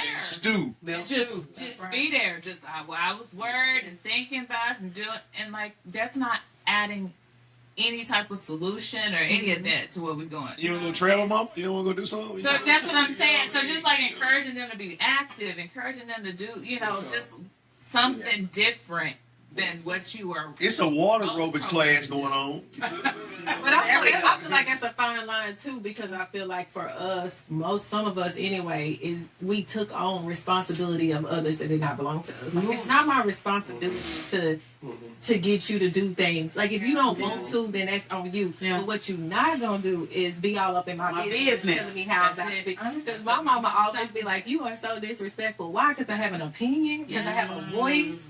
I'm not gonna let you talk to me no any kind of way. Yes. Yeah. Because I will not talk to you if you cross my boundary. And if I'm mama, I be like, I am too now. Oh, and it's not even a disrespectful way. Ain't like you not God. We none of y'all. That's very fair. And when I was growing up, like God complex. It was honor your father and mother so your days will be long. Okay, right? but what context was that in? Also, Listen, there's another part of the scripture that say, "Do not provoke the child." Like that is always left out. We disrespectful when we Like, say that. we always leave that part out. And then you disrespectful. So you use the actual scripture against them. Now you disrespectful. Man, listen, I was a middle child. So I stay on the straight. I feel like since I was a child, I think I encouraged my mom especially to get outside of her comfort zone because she is the mom who poured all herself into her children. She was married before she graduated from college, and I think all of that was kind of put onto me as well. So I thought like the fairy tale and all that shit was gonna be what it was when I led into having my own life, going to college, all of that. But I think through our experiences of putting ourselves first, it is still teaching them to do the same thing. Very true. Because right now, like when I speak to my mom, I feel like we on the same page as far as trying to find ourselves and find what we like outside of being nurturers. I'm an empath, I'm a middle child. So it's like the first, she gonna be the first. And the baby gonna be the baby, that's their baby. So it's like me, I'm sitting here looking like, all right, and I'm gonna go to my mama like, what you need? I see the worry on your face. I see this. So I was always that child, but at the same time, do my own thing. So I was kind of like the wild card. But now when I speak to her and I open up to her about things that I'm going through, I see that she is also trying to go through the same thing. But she still's married. But, sometimes when you get older, you get stuck in your ways. Folks just don't want to do certain things. So. That's also a myth. That's a scale. That you get stuck in your ways. You get stuck in your ways. Yes, for sure. That's an excuse. It's a southern thing, too, because... It's an excuse. I know they say Nashville, the South, but sometimes when you get further on down, things get slower and slower and slower. I don't think so either, but it is the South. So I feel like when all you know for the last 30 years was to wake up, 10 to the grave. I said. Damn, I got offended. I was like, wait. Mid-South is crazy. Like it? It is the South, but it's not the deep South. It's the mid-South. It ain't below the Bible. I definitely ain't. Oh, it's definitely not the deep South. Yes. Bro, now you get below the Bible Belt. It's different. Nowhere. I will say West Tennessee. I will give you that. When you start seeing cotton fields and tobacco fields. The counties of Tennessee is country. It's like the county outside the county, but not Haywood, County, not Nashville. I said the county like outside the county. Yeah, exactly. Davidson County. Madison County. Oh yeah, she like it. Oh yeah, for sure. Haywood County. Yes. Tennessee. What have we taken on? Alaska, Tennessee. Like you said, Jackson. Hey. And that's what I'm saying when I say Nashville. It's not. I can't sit here and say it. Like, I've literally met people from Nashville who tell me they city people. Like, no way. You can't tell me. But we ain't though. But I'm telling you, when you go to places, we ain't though. Yeah. Niggas uppity here. But they ain't though. We in the but I'm telling you, as a nigga who went everywhere before, you country as hell. You don't think you country because you don't leave out this motherfucker. When you go everywhere else, you country hell. We didn't have all these options. We didn't have all these places. Yeah, this new Nashville. Woods in the river. Each one of the projects touched downtown. We didn't have shit going on. TSU used to go through the projects. The wall used to go through the projects. All of it. So it's like, no, we didn't have all this to be called a city. They turned it to a city. They created. When the flood happened, they washed everything away. Migrating downtown and being a part of it because it's like we got pushed out. We got pushed out because, but we were never like city. It was never like a city. It was somewhere I would be like. Niggas had Cheetos on their car. I'm excited to see it. With blades. So, any more fire round questions? Because we are about to shut it down. Fellas, anything you want to know? Burning questions that you wanted to ask women. You got a burning question? Burning. You got a burning question? Anybody. He said he want to argue with y'all. Go ahead and argue. What you want to argue about? You for trying to argue. You said we got no time. Yeah, he want to argue. You see how he crossed the leg? He ready to get sassy. He was ready to get the shades. Not sassy. You look sleepy. Oh, they beefing. No. Y'all beefing? Inside beef. I'm starting narrative. No. You know me, I'm starting narrative. No. Inside beef. How I got a question. Okay. It's, I believe that all questions are burning. You think you poet ugly nigga. Wait. I'm with you. I'm gonna honor your ages. I get on y'all ass for sure. But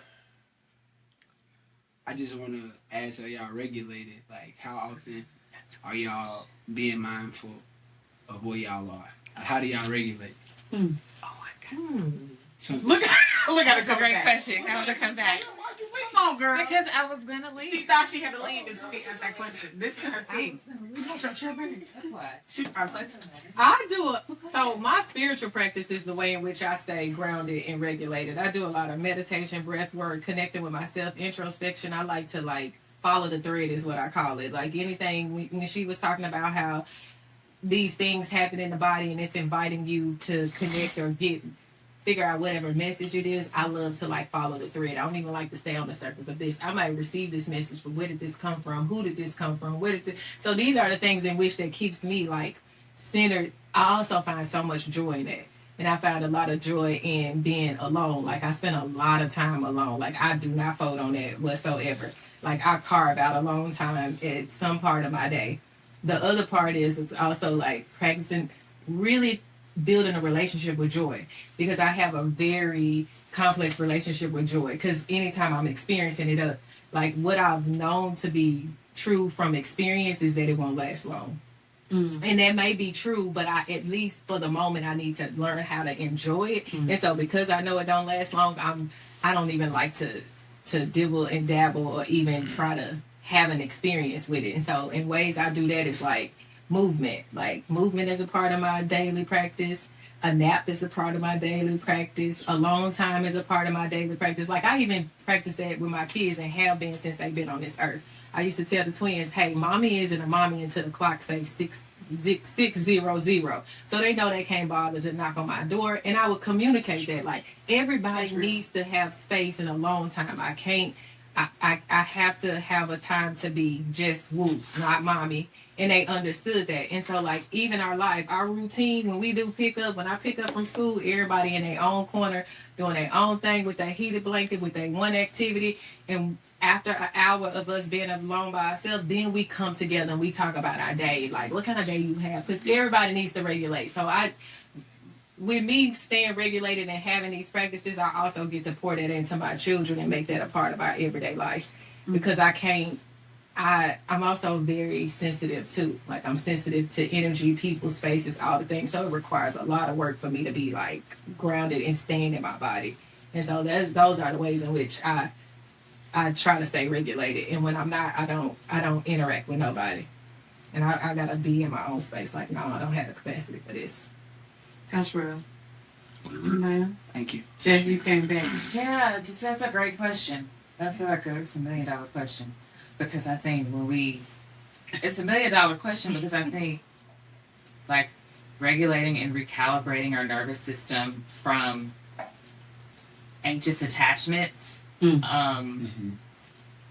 takes and requires a lot of awareness, body awareness. You remember when you said, Destiny, earlier, you felt butterflies and you mistook that feeling, but like understanding and getting to know your body in a very meaningful way, like, oh no, this isn't butterflies, this is actually anxiety in my stomach. And sometimes when you're on autopilot and like we're addicted to those feelings or those rushes, those dopamine hits, right? But you know, the older we get, people have high blood pressure, they got like strokes, you know, because there's this underlying anxiety that's there. So I'm honestly like recalibrating daily my nervous system, like teaching myself that I'm safe in my own body. Like that's I'm real. safe, not necessarily as a mother or as a wife or within the identities that we talked about. Can I just be safe in my body? Just this, right? Grounding exercises, because sometimes it can be woo woo woo. You know what I'm saying? The woo woo. But it's woo woo woo. But like grounding, that's like where it came from too. You know, that was my shit. Breath work. Yeah. 4 deep breaths in, hold for 2, exhale for 6, and do that. Repeat 4 times, just to bring you centered and get your body used to feeling calm. Like, I'm telling you, this is the natural state. This is my natural state, not anything else. So, like, training your body and your mind to say, no, this is the direction that we're going. This is the calm. And it might feel boring or it might feel... But, like, really training, that's recalibration. And if you believe in frequency and resonance, like the principle of resonance and sound, then, like, you believe that your body carries the same frequency. And your body carries the resonance. So the more we can get into that, which is an internal state, was what I was saying earlier, then we can start seeing reflections of that. But it requires a recalibrated nervous system. First is that awareness. Like... I'm okay. This is where it's showing up, and sitting with that, and knowing like you won't collapse, because like it almost was overwhelming. Like, oh my god, but it fades. Like it is, and part of that is because of the like having to rewire. I needed that because rewiring of the brain. That's where it feels like you're gonna collapse, and like that's the part. And sometimes when we in that tug of war, that feeling, that's how we go back to old ways, old patterns, old self, old all the things. And I'm gonna say that you're right. No, you're right. I didn't have it's the like phone up. No. But let's talk about it. It's Negredo. It's death. It feels like it is a death. It is a death. It feels like it. Because you're in your grief or you're in your whatever, like, because you feel it. You're nervous, whatever, and you're like, how am I going to get past that? Two things got to be true at the same time. I'm going through a death and I'm grieving this while also trying to like come into something else. I'm kind of in the midst of that, and I thank God that music has been in my life. Because you got to breathe to play, and I play an instrument, I play trumpet, and I do that on like a weekly basis for the Nashville Symphony, African American Symphony. Fuck is you on that? I need to get that correct. It's the Nashville African American Wind Symphony.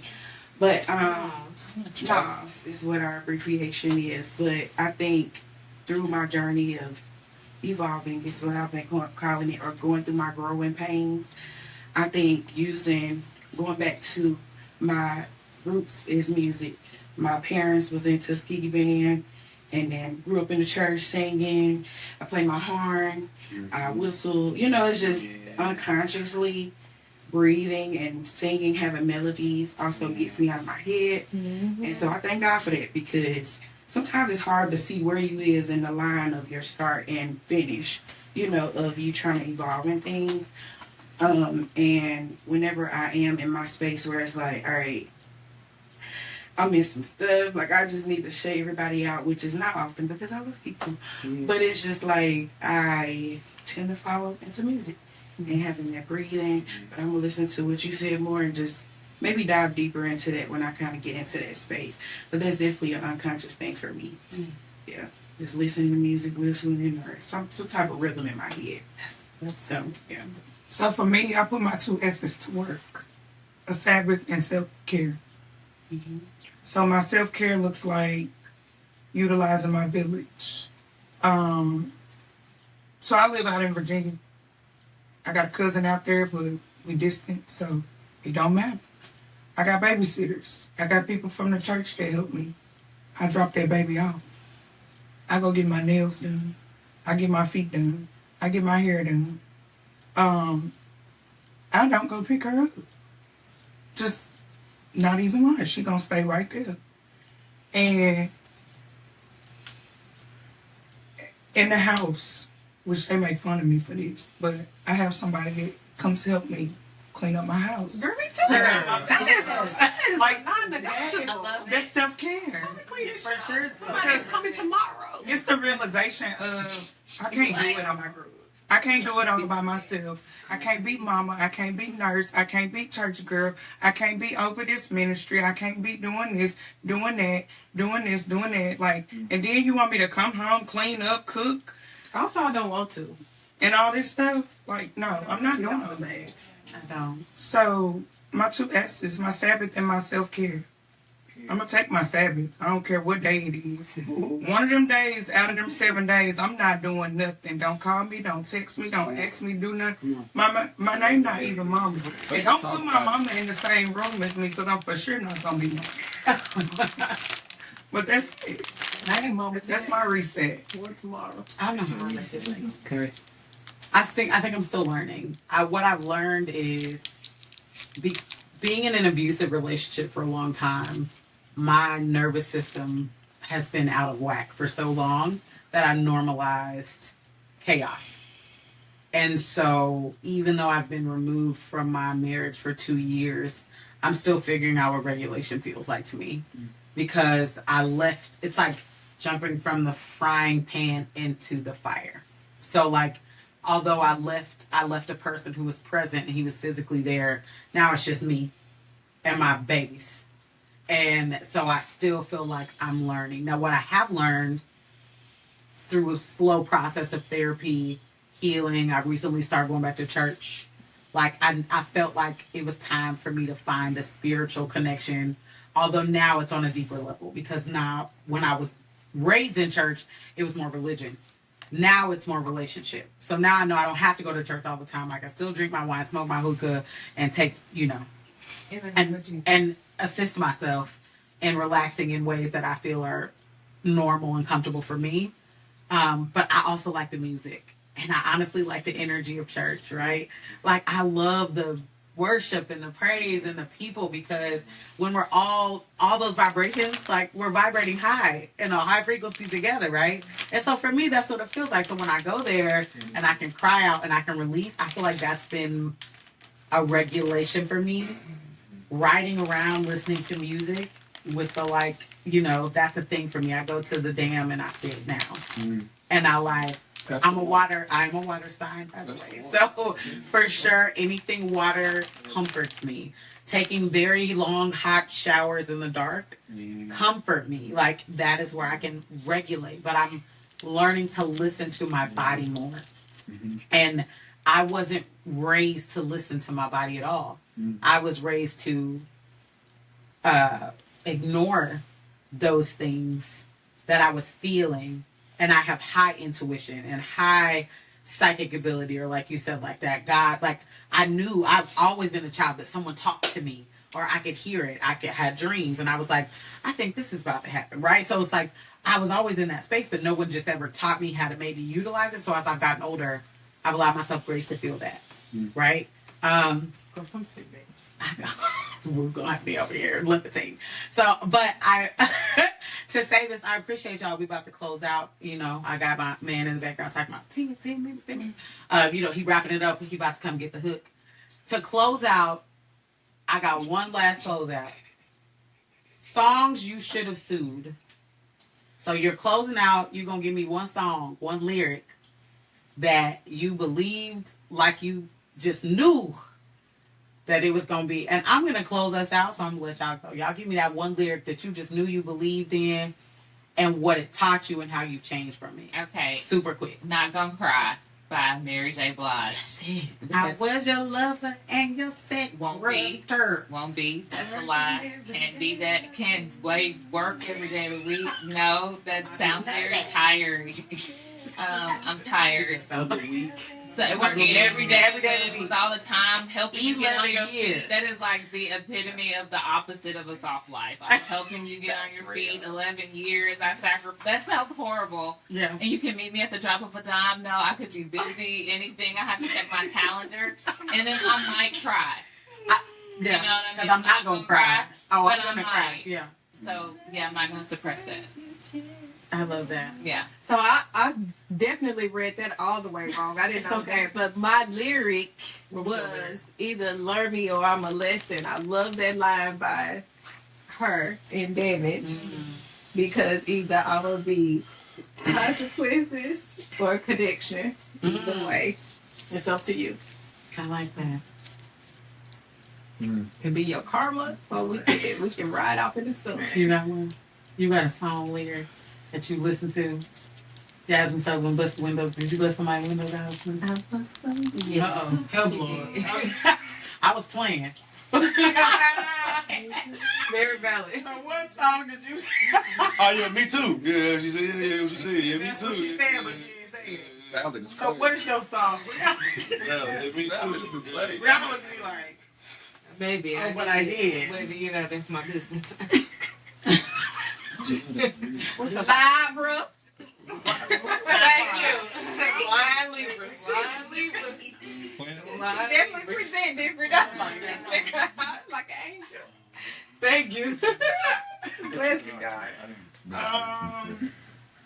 Choose key.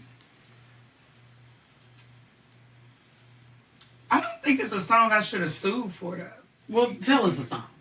Love by Music Soul Child. Oh my God, I was thinking of that. Oh my God. Why? I think it's a part of the scam. Okay. I'm going to leave it there. We'll leave it there. I think my problem is I make my own words up. So if I didn't like what you said, go back to that. I'm just writing it in the fly. Yeah. So what would a song be? I was literally sitting here thinking about Love. Yeah. Music Soul Child. Because you just, I was the fairy tale baby. Like, they painted this picture for me. Like, my parents got married out of college and they made it look so good to us. I don't know. Some songs are not like about romantic love but self-love. So sometimes you gotta like see where and which this resonates. You can see it. Cause like Love Drought. So when you first heard it, no, you thought about self-love. Cause it's so many things I gotta tell you, but I'm afraid I don't know how. To me, it feels like sitting with yourself and like having to be honest with yourself, and you can't, and you don't know how like you gonna say the things that you need to say because if I say it out loud, it becomes real.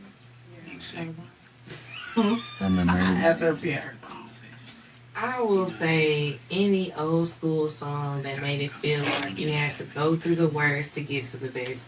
which was majority of the music, which I love it. I love it. I'm not gonna lie, baby. I listen to it every day, but it's also that thing of I don't feel like I have to go through the worst to be at the best. Like, can we not be best together and just keep being better? Like, No, she put yeah, it was good. I was sitting in my car. I was like, all the well, you reminded me. You said all the love songs, but all the men, the R&B men, they used to cry and plead with me. They don't do that no more. And I used to When I was R&B in this day and core. What is R&B in this day and I'm sorry, bro. Called that lady about her pain. She called that. We're not gonna go there today. I was never being Betty White either, cause baby, who? Who? So I will Betty say, said, yes, I took that man back. Oh, she no, did. Not too much. I took it. Don't blame this with Charlie. Mr. You feel Charlie me? is That's just the only question. still in the bestie. Thank you. Is he really? No, fuck Mr. Charlie. Catch us behind the paywall, y'all. This has been Contextually.